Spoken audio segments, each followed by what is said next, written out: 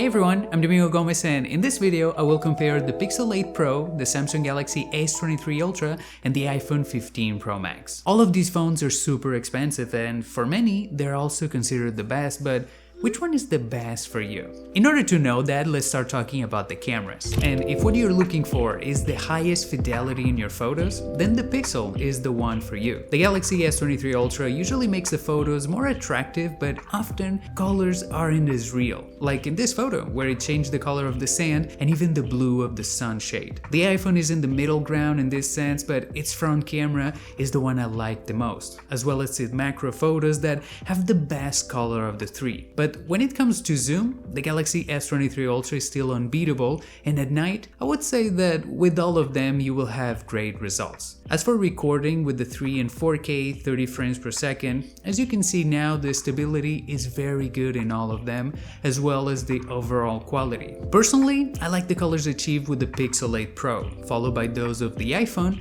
and then the Galaxy. The later because it tends to be a little bit less consistent, despite, well, having improved a lot with some updates. Overall, it's quite hard to find a winner in the cameras. I do think the iPhone is the most consistent, but the Galaxy S23 Ultra is the most fun, with a lot of options, while the Pixel 8 Pro has my favorite colors. But let me know in the comments what's your favorite and which one you would pick. Where I do think there's a clear winner, it's when we start talking about the battery. While the Pixel and the iPhone charge at 30 watts, the S23 Ultra does it at 45 watts. All of them have wireless and reverse charging, but the S23 Ultra is the fastest to charge, and the battery life, it's also on par with the iPhone 15 Pro Max, so I do think it deserves it. However, there are three aspects where it's really hard to choose a clear winner: in the design, the screen, and the system. Personally, I love the ergonomics of the Pixel 8 Pro. The design of its cameras and the curved edges of its back case make it a very ergonomic device. The S23 Ultra also feels quite good, not to mention that it's the only one with a stylus and gives us the largest screen. But then the iPhone was the one that surprised me the most, since with small changes in its design, they made it a lot more comfortable than the previous model. And look, it's the only one with the smaller version. All of these phones also have impressive screens, with excellent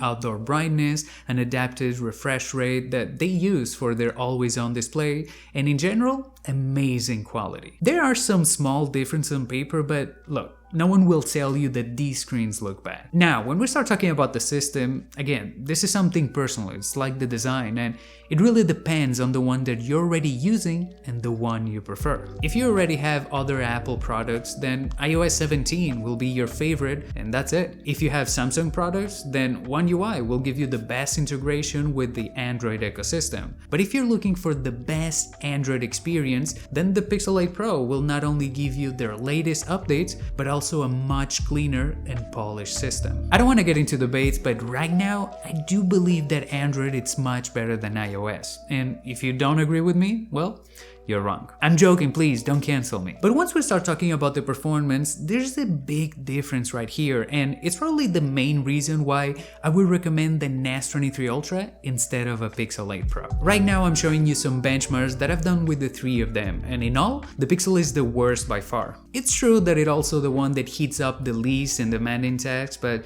just like the rest of them, it also suffers from throttling. Although in the speed test that I usually do, it managed to be faster than the Samsung and than the iPhone in the second round. The problem I have with the G3, it's in its GPU, which it's quite weak, but also the performance over the years. With the Samsung, I'm sure it will last me 4 years of updates. The iPhone would also age quite well with its 3nm processor, but the Pixel, I doubt very much that it will run games at maximum in 2 years. It's as if Google wants to solve all of its problems with software, but it comes a point where you cannot do that, and when you're paying $1,000 for a phone, well, its performance should be at the top. Samsung in this regard, it's a little bit more careful, giving us UFS 4.0 storage and also an ultrasonic fingerprint reader. Google, on the other hand, well, it gave us a thermometer. Look, I don't want you to think that I'm a hater of the Pixel 8 Pro, since this phone right here, it's my personal device right now, and if you're thinking of getting it for 2 or 3 years, well,